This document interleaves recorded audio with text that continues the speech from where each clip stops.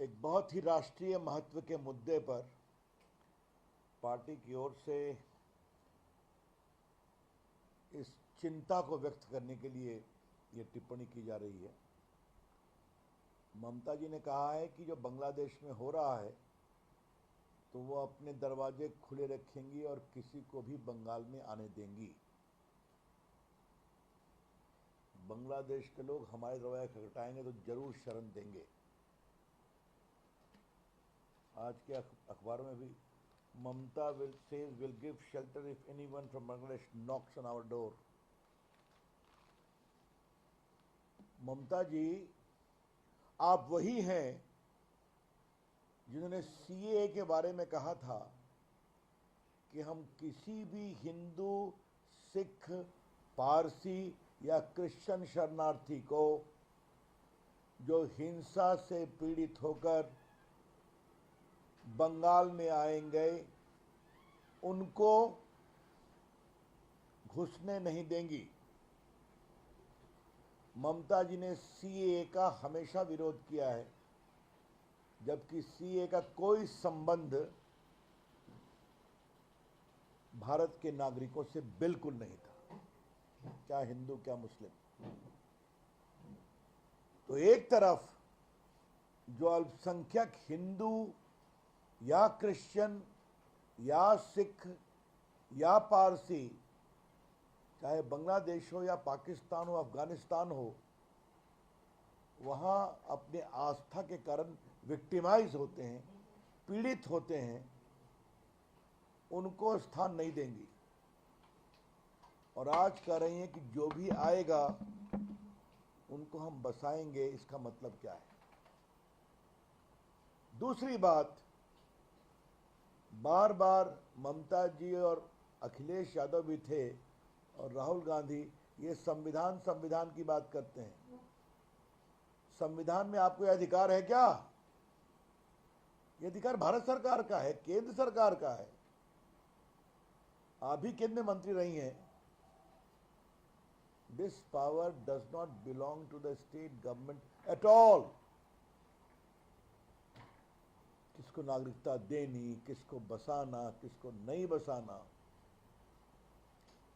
और ममता जी को मैं थोड़ा याद दिलाना चाहूँगा, 71 का वॉर हुआ था तो उस समय भी तत्कालीन केंद्र सरकार ने फैसला किया था कि जो विस्थापित आए थे उनको हम बसाएंगे, क्योंकि वहाँ विक्टिमाइज हो रहे थे।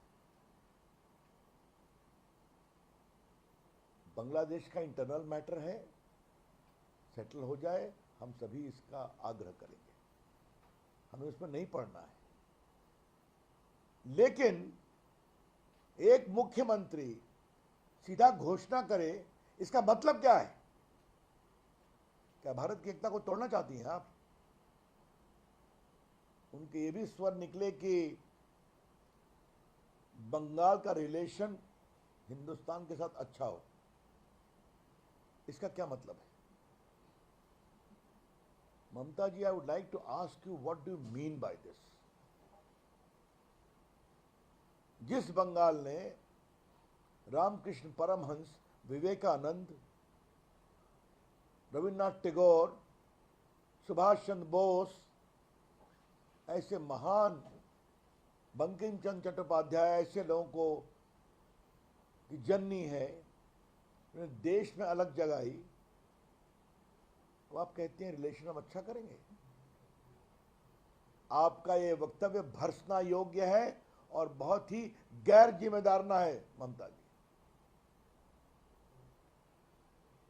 इसका शुद्ध और शुद्ध लक्ष्य है, जिस तरीके से बंगाल की डेमोग्राफी बदल रही है उसको जस्टिफाई करने के लिए एक कारण ढूंढना। आपको मालूम है, जब भारत आज़ाद हुआ था सिर्फ 3 जिले मुस्लिम बहुल थे, अब बंगाल के 9 जिले मुस्लिम बहुल हो गए। लेटेस्ट स्टडी जो आई है, इवन कलकत्ता का डेमोग्राफिक चेंज हो रहा है। मैं स्वयं बंगाल कई बार मैंने दौरा किया है, मैंने देखा है जिले जिले आजकल बांग्लादेशी घुसपैठियों से, रोहिंग्या से भरे हुए हैं। कोई चिंता नहीं है देश की सुरक्षा की। और याद होगा एनआईए की प्रोब में आया है कई आतंकवादी घटनाओं के जो मुख्य अभियुक्त या कॉन्स्पिरेटर्स होते हैं उनको कहां संरक्षण मिलता है? तो बंगाल में मिलता है। आपने देखा होगा उनको गिरफ्तार करने में दिक्कत हुई, बहुत परेशानी हुई। लेकिन एक बड़ी चिंता की ओर आज देश का ध्यान बताना बहुत जरूरी है कि इंडिया गठबंधन वाले वोट बैंक की पॉलिटिक्स के लिए भारत की एकता, एकात्मता को कमजोर करने में लगे हुए हैं। कोई दक्षिण भारत में कहता है कि दक्षिण भारत को भारत से अलग होना चाहिए। राहुल गांधी चीन के नेताओं से सीधा बात करते हैं आजकल वहां की पार्टी से। और तो और ये पूरा जो इलीगल इन्फिल्ट्रेशन घुसपैठियों का है ये झारखंड को प्रभावित कर रहा है। कांग्रेस के समय आसाम को प्रभावित किया और आज ये स्थिति सामने में आई है। इसलिए मेरा आपसे कहना यह है कि जिस तरीके से वहां हो रहा है वो बहुत दुर्भाग्यपूर्ण है। भाजपा के कार्यकर्ताओं पर हमले होते हैं, राष्ट्रीय स्वयंसेवक संघ के स्वयंसेवकों पर हमले होते हैं। जो भी भारत के राष्ट्रवाद की बात करता है आज बंगाल में उन सबों के लिए खतरा हो रहा है।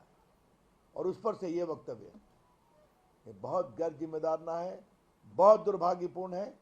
हम इसकी भर्त्सना करते हैं और जो संविधान को हाथ में लेकर संविधान के द्वारा देश चलाने की बात करते हैं उनसे पूछना चाहते हैं क्या इस वक्तव्य का वो समर्थन करते हैं? क्या भारत को टुकड़े टुकड़े करना है? तो यही लगता है कि टुकड़े टुकड़े गैंग हावी हो गया है इनकी सोच पर। तो देश के इस चुनौती को हम स्वीकारेंगे। हमें बंगाल की परंपरा पर विश्वास है और इसका हम पूरा विरोध करेंगे और मुखर विरोध करेंगे। इतना ही मुझे अपनी ओर से कहना था।